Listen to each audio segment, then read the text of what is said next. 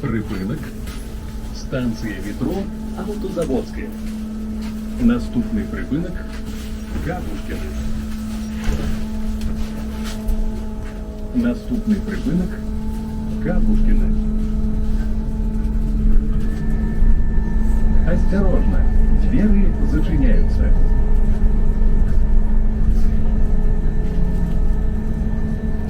Just getting on a bus and see where it goes.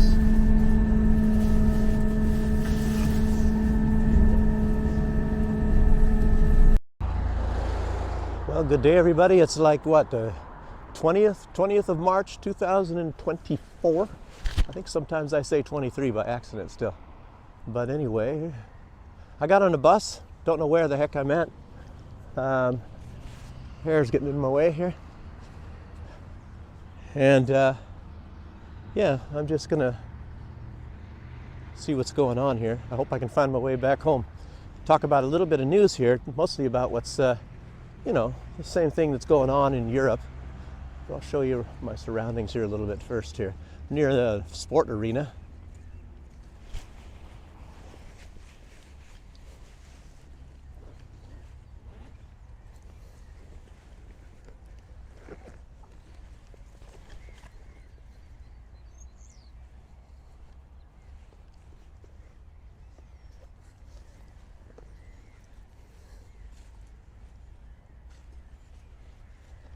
Okay. Yeah, like I said, I don't know how to get around here. Hope I'm going the right way. Saw that there's ice skating over there. Wait a minute, let me zip my bag up here.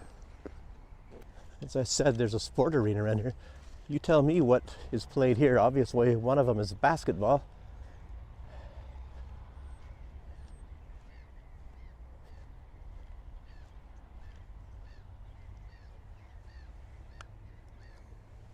If that's AstroTurf or grass, it's probably some kind of AstroTurf. I'm just guessing. Must be AstroTurf, because who would be mowing the lawn like that right now? If you know, I am supposed to be tonight going on our live stream, but Dave had to leave. You know, a little, not quite unexpected, but you know, a little bit unexpected, so we don't have a live stream tonight on From the Other Side on Rumble normally. But hey, we've been streaming for the most part also on YouTube lately because, well, our band ran out. My band ran out, I think, a little while ago. So that's why, you know, I don't know, there was only a short time I couldn't stream on YouTube. You know, we talk about subjects they don't like, YouTube, and that's the reason for the bans, and a lot of time we don't understand, because we talk about things that lots of other people talk about on YouTube, and maybe they even go deeper or more or worse into the subjects, you know, than we do, but we get banned and they don't. We think that for a large part it was actually some person who is also here in Minsk. Not the Irish partisan, of course, not him. He wouldn't do a thing like that. But it was somebody else, a different guy, who kind of sees us as some kind of competition, which we're not competition, you know, we're mostly doing news stuff. And this guy is doing a lot of other stuff that always has to do with foreigners and things like that. We're pretty sure, because a lot of, you know, that he's the one that did it, because he's, I won't even mention any names, because he's a real nasty guy, apparently. And real, well, I guess you call it ambitious. His channel isn't doing that well. He's been going for quite a few years. I mean, for somebody who's been going all those years, and it's not that he's bad, it's just that the subject matter, it's not like everybody is interested in the subject he's in. You know, if he does news, of course, he'd, you know, it would be a little bit more, you know, a little bit more interesting. A little bit more, but you know, it's not really great to do news either. I mean, you can do funny things. Get a funny cat, film your cat all day, and when it does some funny stuff, you have it on record or something like that. I guess that's one thing. Looks like some people walk this way here. There's a bunch of babushkas over there. I can go that way. But I'll go this way. Looks like it's kind of worn. little path. Okay, let's talk about some news now, instead of keeping you guys waiting. Okay, you think just at a time, you know, and I'm talking about time-wise, I'm meaning the last quite a few months, when the United States and the collective West are saying they're out of weapons to send to Ukraine. And you all saw what happened in Israel. They sent weapons to Israel. All of a sudden they magically came up with a lot of weapons. And they had some overt shipments there. We all saw that. And then, you know, it came in the news that they've had at least 100 covert shipments of weapons and ammunition to Israel. In other words, the United States has a lot of weapons. They have lots of weapons, and they're just lying. And I don't even know what the purpose for lying is. And then what was the purpose for them lying that Russia's running out of weapons, they're running out of bombs, they don't have any chips, they're taking them out of washing machines, all kinds of this crazy stuff, you know? There's no truth to any of this stuff. And it's almost like, what the heck are you wasting my time for? What am I going to be watching this stuff on, you know, on the internet? I don't think it's on television.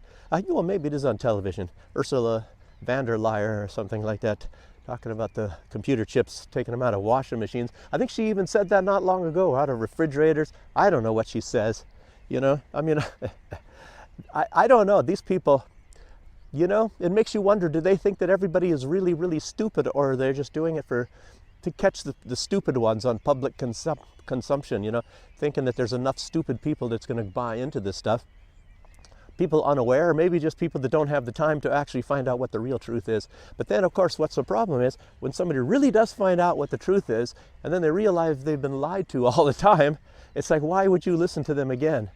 You know, slowly, more and more people are waking up. But, you know, what did one of these guys say that started that circus? Said there's a sucker born every minute. But anyhow, so the United States is sending 260 million worth of Javelin weapons, you know, anti-tank weapons, to Morocco, of all places. Morocco? Who do they have as a enemy? I don't think it's Algeria. I don't know. Who's to the south? I don't know. Or maybe it's a perceived enemy. You know how the United States is and some of their allies. You know, they create enemies when there isn't any, or I don't know. So 260 million. And 260 million, I think, what was the United States always sending to Ukraine every 2 weeks to 10 days? I think they were sending 350 million usually. And as you know, that really hasn't dried up. We talked about that on our live stream, because they're still sending money and weapons. And of course the EU is sending money and weapons. So it's like, how do they find these ways? Congress doesn't approve, and they're still sending weapons. So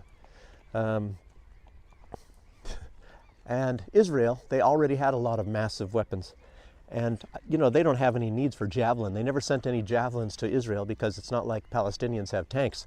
So, but, you know, you still have a lot of these weapons you can use for other things, such as even a law. A law is a sort of a older, disposable, you know, it's a one-shot deal. I remember those in the Army. And you have one shot and you throw it away. It's like an aluminum tube. It's an anti-tank weapon. It's nothing as sophisticated or reusable as the Javelin, but that's what it is, a law. And Israel has a big stockpile, and I'll tell you what, Israel, at least they take far, far, far better care of their weapons than Ukraine. Ukraine, I think when their weapon doesn't work, they just abandon it or whatever. That's why the United States loses so much weapons, and they just have to keep on sending stuff.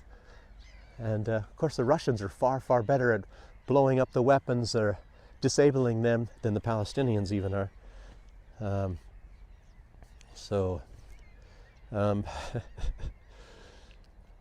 But Israel is well known, I think, that they're using lots and lots and lots of bombs, as you know. And I believe what has been put out is that they use more bombs bombing Gaza than was used in all of World War II. If that is really true, that is really, really startling. So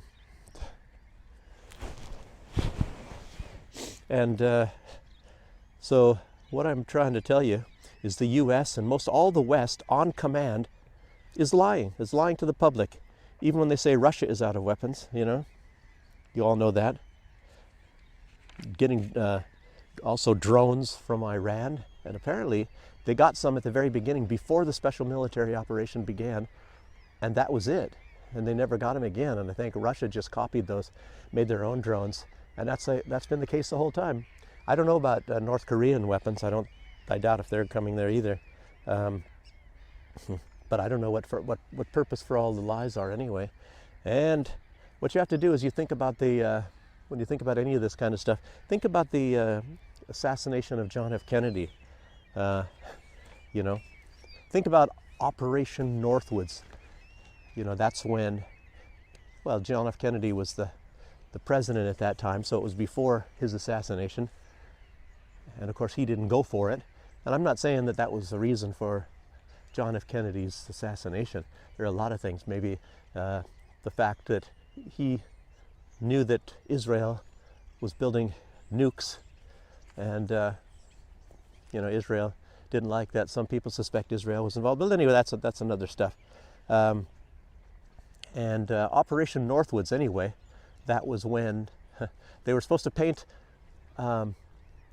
some American fighter jets to make them look like Cuban, and then shoot down an American passenger liner. And the United States politicians were all considering doing that. Not all, but you know, a large group of them. And John F. Kennedy didn't like that idea. And you would think, well, actually, you know, because you hear a lot of the things from John F. Kennedy. He knew there were a bunch of, you know, not so savory types of people in the U.S. government. So there's a lot of dedushkas and babushkas all over the place. There's one sitting over here. I don't know how many, where'd they get all these babushkas all over? You know, here in Belarus. Seems like every second person is a babushka. So anyway, also remember the Gulf of Tonkin? Operation Mockingbird, which a lot of people say is still going today. You know, that's to present fake news. And that's obvious. It's fake news. It's fake, fake, fake. So, and remember, not too long ago, the assassination of Osama bin Laden, you know, which of course was fake as well. He died before that time. Nobody had ever seen, they just had fake Osama bin Ladens. And it's strange, U.S. doesn't have any footage of that. Remember they tried to fake out that something from the movie Black Hawk Down, and they just reimposed Osama bin Laden's face there, and it didn't take over. Somebody spotted it right away, so they had to dump that one. You know, and then they said, oh, we had to dump his body in the ocean right away for Islamic law, you know. So it makes you wonder what happens, you know. What happens when somebody dies in the middle of some, you know, Muslim dies in the middle of the desert? Did they put them on speed camel and rush them to the ocean to dump them in the ocean because that's Muslim law? Well, I'll tell you what, that's not Muslim law. And I've even seen people thank the United States for complying with Muslim law and put out ads in the newspaper. Say, what the crap are you getting at? That's not Muslim law. I think they bury just the same as Christians do. So fake, fake, fake. Everything is fake nowadays. What about Russiagate? Anyway, never stops. Don't believe anything you hear, and don't even believe everything you see. What do they say? Somebody says, only believe half of what you see. But you see how this is now with deep fakes and all that kind of stuff, and they're getting better and better. And audio. Remember, you see those things with, I think it was some joke thing. I think it was on TikTok, and you see Obama sitting down with Trump and Biden and Putin and whoever, and they're all talking jokes or something like that, and you know, looks real. So that's what that's all about, you know. You can deep fake anybody. But so what do you know what to trust? So first you have to, you know, if you want to find out, you know, what is true and what isn't true, at least to a general extent, is you have to first figure out what are the major goals of the establishment. You know, an establishment, you know, you can call it a corporatocracy, the deep state, any of these jokers, you know, which is nothing more than the real definition of fascism, which the marriage of corporate money to government power. And some people call it a corporatocracy. There's all kinds of names, but it's all the same thing. And it's not the World Economic Forum. They're their own little group there, and Bilderbergs and all that sort of stuff. And these things all do exist, and they're all buddies and friends together for the most part. And but anyway, you look at their goals and their objectives and the trends. You first got to look at trends. What are their trends? The trends, and what have they been doing in the past? Like Macron. Remember when he wanted to get into BRICS? He was saying, "Oh, let me in as at least as an observing member." And I think it was Vladimir Putin. At least, maybe some of the other ones, they just kind of laughed that off and say, "Get out of here," And look at Macron now. Look at now what he's saying about Vladimir Putin and all that. Oh, he's not an enemy. He's an adversary or something. That's why we want to send in troops. That's why we want to keep the war going. And of course, all these people are on record as saying they want to inflict a strategic defeat on Russia. And they said, we can't let Russia win. And then it makes you really wonder, well, Ukraine was in Russia's sphere of influence for what, hundreds of years. So now why all of a sudden is it going to be a terrible thing if it's again back in Russia's influence like it was just a couple of years ago? I mean, come on, I'll tell you what, most of this all is they want to defeat Russia. And of course, it's one step at a time. And of course, they figure out a major step in defeating Russia is by getting the Ukraine. And then after the Ukraine, actually during the Ukraine, it's the Crimea. So let's get into the Crimea a little bit here now, a little bit. Like I said, looking at these trends, like Lukashenko. Oh, he's going to attack as well. He's a whatever he is, but Lukashenko. And then they complain that he's been there too long. He's been there 25 years. Has he ever attacked any country? Has he ever had a military operation against any country anywhere? And the answer is no. So, but look at the United States. How long can they go without attacking somebody or bombing somebody? And Israel, they're constantly attacking Syria. They're constantly attacking Gaza, Palestinians. So it's like, well, what does a trend tell you? Look at that. The trend is not your friend necessarily, but your trend can tell you a lot of things. So, and you have to also watch these hints of the politicians, just like Boris Johnson. What did he just say about 2 weeks ago? He's not even in power. And he said, oh, the Crimea is very interesting. But look at these hints and things that these rich people, like even Bill Gates and politicians are telling you. You can find out a lot there. And, it's like seeing the future. What did Bill Gates say? There's going to be a pandemic. And then what did he say? He said there's going to be another one. That is frightening. That's very frightening. And I've always said, as you all have noticed, I've always said that I said even back on TikTok years ago, what is it, like 3 years ago, and I say it on our live stream. Again, I'll say it's called From the Other Side, and it's on Rumble. We put it on YouTube. I think last week we had 6 views or something like that. And, we started on Rumble because you can speak freely on Rumble. And, we have more views, but it's always far, far less than YouTube. If we would have had subjects that we could talk about freely on YouTube, we would have, we'd have at least well over 2,000 at least, maybe 10,000 subscribers and get that many views all the time. But like I said, what we talk about is not allowed on YouTube. It's just like Jackson Hinkle. They got rid of him, as you see. Mike Jones, John Mark Dugan. You can't talk about these things on YouTube. And they are a lot more gentle than we are. So, okay, let's go. Continue into the Crimea here. One of the major military goals of the United States, and of course the collective West altogether, is to get the Crimea. And as I've always said, when I was in the military, the goal at that time was to kick Russia out of the Crimea. And then, of course, they started, the Soviet Union fell, and Bush and Clinton, they started taking over more and more countries, and it's expanding NATO, even after they promised they wouldn't do it, and they just kept doing it. So now they, of course, obviously, the goal is to take the Crimea, not just kick Russia, deprive Russia of that port, because they said, well, that one is the only guaranteed port that isn't frozen in the wintertime. I don't know about Vladivostok in the east, and you can't really count Kaliningrad or anything like that up in the north anyway. So anyway, the Crimea.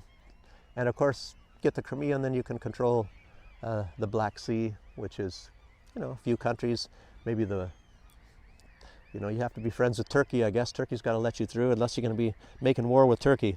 Okay.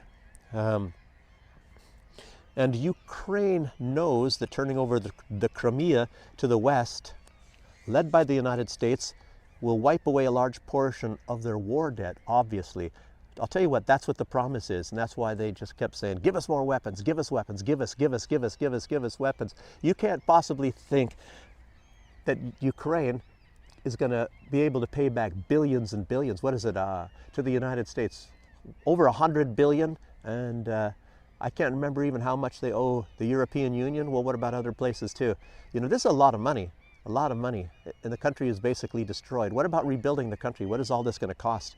So, but they figure they can wipe out a large portion of that by getting the Crimea to the United States. Either the debt will be forgiven or paid in different ways. And then, of course, you have private companies, which is BlackRock and Cargill and all of these other companies. They've already so-called, so to say, purchased a lot of the Ukraine, a lot of the lands and the properties and things like that. And it's not going to be for farming. It's probably going to be for, as you know, you will own nothing and be happy. It'll be rented out. They're going to be using that for renting out, like maybe even renting out farmlands and things. Monsanto has already been in there. They've got GMO crops all over in Ukraine, and it's not allowed in Russia and all that. So yeah, it's a little bit of a part of concern for Russia, not wanting GMO. GMO is illegal there. So, and the United States, even if they want Crimea, they can't just jump right into it. So you see different ways they've been doing that. They first moved, what was it, over a year ago, they put I think it was 101st Airborne, was it 82nd? I get the two mixed up. One of those they put into Romania, and now as you hear, they're building the biggest military base in Europe in Romania. It's just now started construction. So, and they're even saying in the news that they can use that base, very effectively to control, I don't know if they said, they said the Black Sea. And the Black Sea, well, what's that? Well, there's Crimea's right there. It's one step at a time, and it didn't cost me a dime. So you'll know it's me when I come through your town. Okay. So, and if the U.S. just jumps in and starts trying to take the Crimea, of course, Russia's a very powerful country. They got to do it by steps, and they got to, inch their way here and there. And public opinion is not going to really accept the United States just jumping in there and starting a war with Crimea. But as you see how it all works, what's going on, you have to provoke your enemy for making the first move. And that's one thing that they're doing right now. They're doing a little of this and a little of that. First they said they're just going to send some pillows and blankets, and then they started sending small arms, and then they said they're not going to do anything more, and then they started sending tanks and or what was it, APCs, and then later it was tanks, and now it's supposed to be fighter jets, and now it's long-range missiles, and the French have already been sending that. Germany says they're not going to. One reason is because then Germans have to man those Taurus missiles, and the French one's probably a little bit easier, not quite as good. And that's one reason why Macron called Olaf Scholz a coward, because he's not sending anything long range. But I don't know, most of the stuff from France is junk anyway, so even, I don't know, some of the German stuff is actually, some is pretty good, I guess. Yes, okay. I already mentioned Boris Johnson admitted that it's very interesting, the Crimea is very interesting. And yeah, like I said, I don't know, the United States wants to use that military base for control, but remember, that's not that far from Serbia and places like that, the largest military base in Europe. I don't know what Romania is doing. I don't know what they promised them or how they coerced them. You tell me. So, another thing to think about, what about Moldova? What about Transnistria? They're even closer. You saw that there was an attack on Transnistria, was it just yesterday? And Moldova is sending things, well, what did he say? What was that Minister of Defense saying? I think they're sending military, a lot of military up to the border of Transnistria. And Transnistria, as you know, is disputed territory. Most of the people there, they want to be part of Russia, but it's sort of I'll tell you what, that's going to be something. That's going to be a real hot place, because it doesn't border Russia, even though a lot of the people are sympathetic to Russia, and there are Russians there. There are Russian peacekeepers, and Russia has a lot of, what do you say, weapons storehouses, Soviet weapons storehouses, old ammunition. A lot of it might be unstable, who knows there, but it's on the border of Moldova and Ukraine, not far from Romania. So that's kind of an interesting place, you know, Transnistria. I don't know who's going to be claiming that, and who wants it, who's going to take it. And it's a very undefined border. It's actually very jagged. So you can look on a map and find out yourself. It's a country in limbo.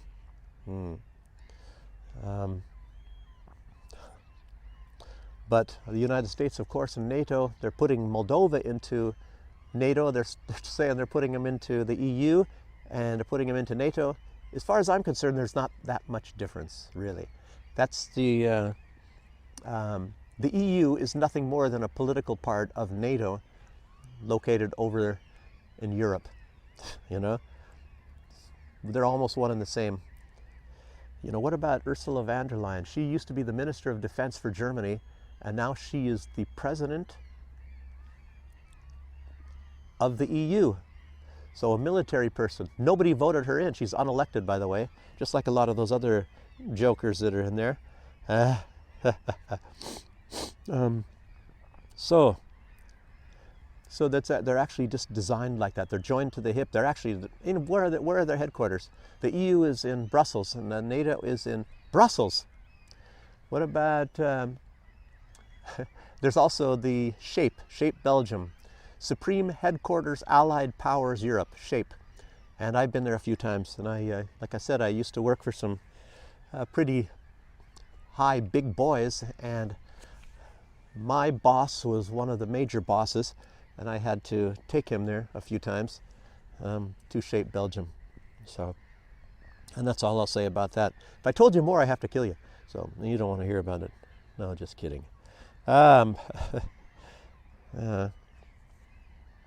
Under Ursula von der Leyen, you have to also remember that the German defense became the worst in its history ever since World War II. So with all of her tough talk and ability to get computer chips possibly, or whatever the deal is, old little Ursula, she did a terrible job. And she's doing a terrible job as president of the European Union too. I don't know, a lot of promises, nothing's kept, and I don't know, she just is I don't know what she is, just a mouthpiece or something, you know.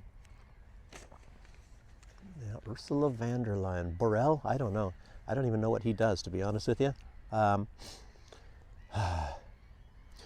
a lot of what I'm trying to say is, you know, a lot of people saying, oh, the hostilities in Ukraine, they're winding down. But I'll tell you what, instead of winding down, it's not that they're speeding up necessarily. I'll tell you what, in my opinion, it's transitioning. And I think they're transitioning maybe to a longer term sort of a deal. And of course, they're going to still keep up the pressure of what's going on right now, but it's just going to be a little bit less costly. And Ukraine says they want another counteroffensive probably in the springtime. Yeah, they might do it, you know. And then Zelensky's going to say, who spilled the beans? Who said that we're going to have a counteroffensive? Remember, he said that last time when he was the one that was actually coming out and bragging about it. I don't even know about these people. I don't know if their sanity is actually where it's supposed to be. Yeah. So, so in other words, I guess they're just taking a different approach. Maybe it's I don't know if you want to call it long-term, short-term, actually a little bit both. You know, building a military base, I don't know how much time that's going to take. It's not going to be overnight. It's going to be over a few years. And everybody's saying, oh, well, Russia, we have to be ready for a war with Russia in a couple, 3 or 4 years. So that's a very strange thing. It's just like in Syria, because the United States never did leave Syria, as you all know, and they're still working there right now. They're still working on what's going on. and they're training terrorists. They have their own little terrorist bases, and they're running it here and they're running it there. And U.S. I don't know if somebody said that they're leaving, but I don't think so. And the U.S. says they own that. I think it's, what is it, 1/3 of Syria? They said they own it. That's U.S. property. That's what they say. That's where the oil is. That's where all the productivity is. That's where the best agriculture is. The wealth of Syria, that's the part the U.S. took. And they're still there. And apparently they're not planning on leaving. And also, you got to keep your eye on Haiti. It's a sort of a similar thing in Haiti. Remember when they had that earthquake and the United States was there faster than they were in Katrina and in their own, country? Well, guess what? Right underneath Port-au-Prince is one of the biggest oil reserves in all of the Americas. They found that in, I believe it was the year 2007. Look that up yourself. I've talked about that before. So, oil, Haiti, 2004, right underneath Port-au-Prince. There's a lot of crazy stuff about that. That's a big story. Haiti, I don't know so much about it. I can remember some of the things from that earthquake, but that's about it. Like I said, everything you see is like a distraction. And don't forget, today is the 20th, tomorrow is the 21st. There's going to be a big meeting from a lot of these people that hate Russia, the Hate Russia Club, and they're going to be talking about another approach. I guess maybe this is going to be ironed out a little bit more, but maybe we'll never hear about it. We'll hear about some other BS crap, but it's going to be, maybe things will come out a little bit later, but what they're actually going to be doing in Ukraine. Are they going to be, I don't know, doing exactly as I said, or just very close to what I said? Anyway, it's going to take some sort of a course very similar to what I just now said. But I think it's tomorrow and the next day. I think it's a two-day meeting of all these people. So if you can find out what's really going to be talked about there, it's really worthwhile. And then you find out how much more taxpayers' money you're going to be paying, and your children possibly, in order to get Russia. And like I said, one of the major goals to get Russia, get their resources, inflict a strategic defeat on Russia. The United States wants to control the world. They don't want multipolarism or anything like that. That's a big question. You can talk more about why do they hate Russia. And a lot of Europe, they've always hated Russia. Like I said, I also majored in history in the University of Washington, and I found these things in old history books that said, that Europe has always hated Slavic peoples. And Slavic peoples, that actually includes the Poles too. They don't love the Ukrainians, they hate the Ukrainians. The United States also.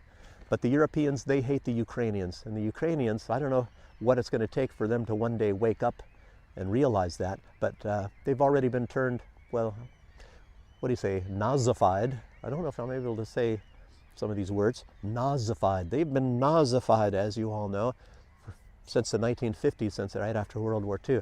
So, anyway, that's about all I have to say today. Remember, on Sunday, we will again be broadcasting from the other side. Dave will be back by that time. There's going to be some upgrades in the studio, and hope you all can join us. And I hope you could use some of the information that I told you today. And yeah, thanks for joining me. And I'll see you in the next one. Maybe it'll be tomorrow. I can come up with some subjects like this. This is all some fascinating stuff, all very fascinating. So again, thanks. Bye-bye.